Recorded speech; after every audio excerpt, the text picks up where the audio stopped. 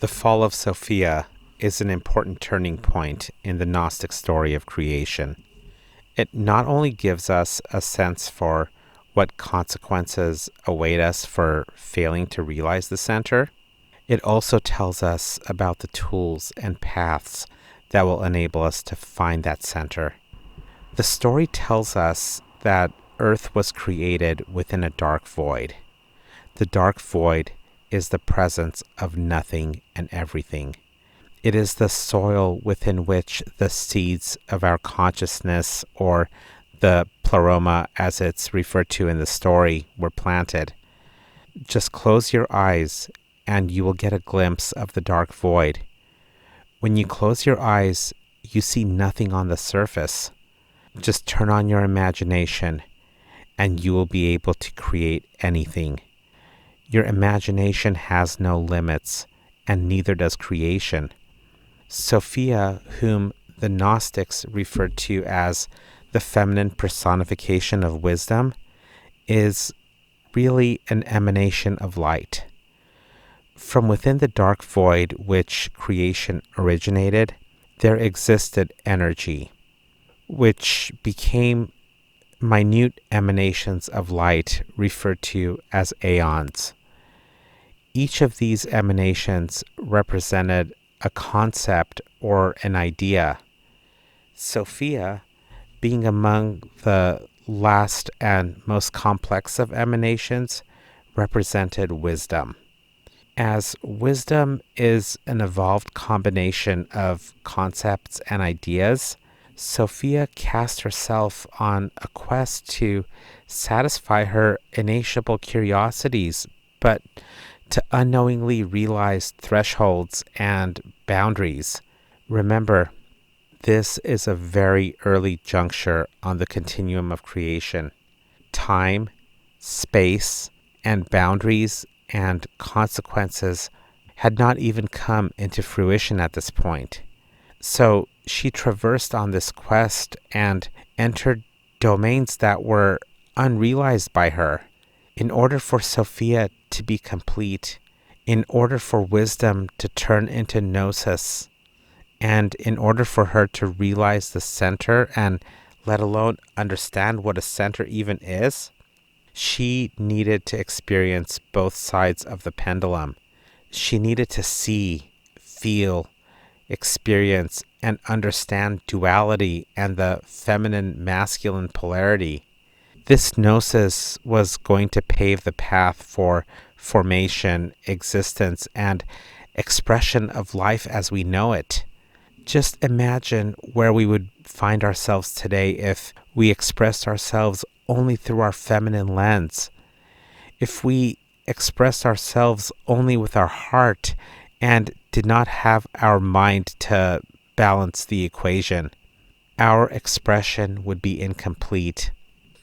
As Sophia was traversing on her quest to satisfy her curiosity, the journey was heart-centered and it was informed only by her heart.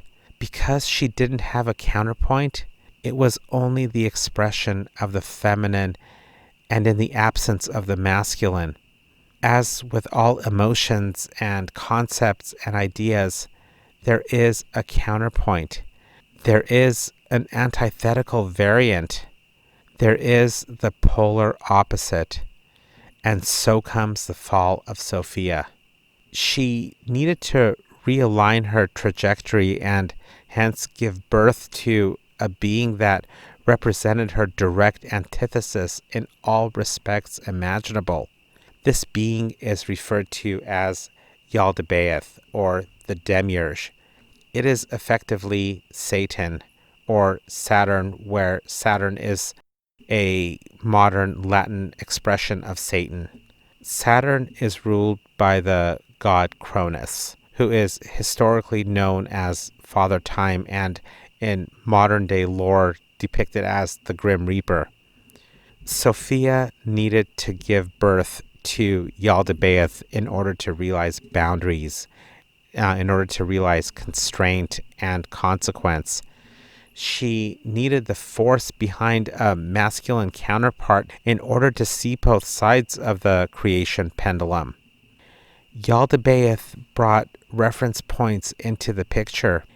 He showed her the virtues behind realizing constraint, boundary, and consequence.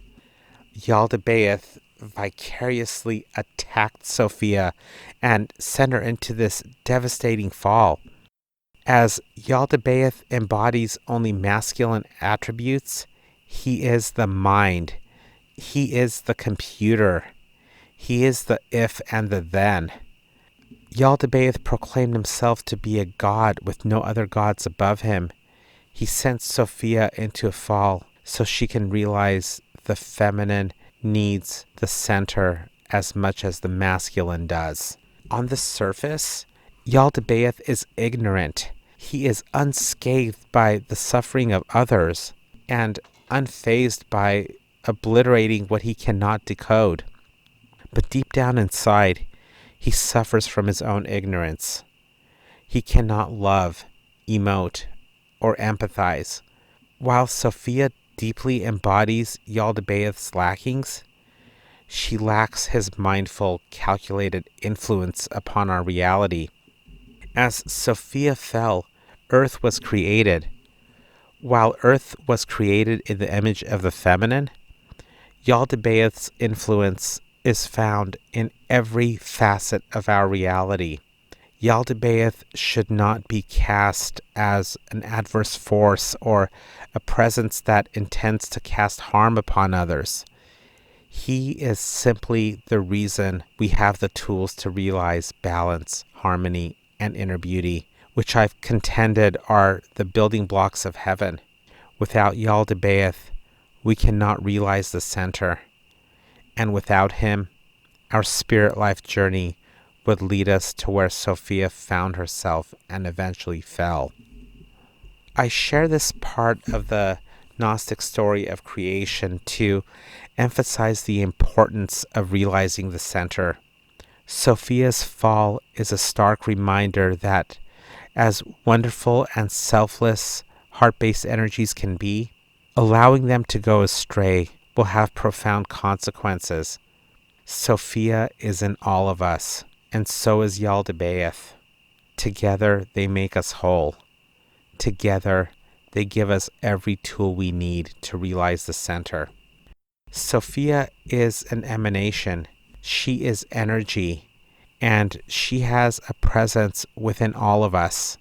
Sophia is the feminine personification of wisdom. The key word here is personification.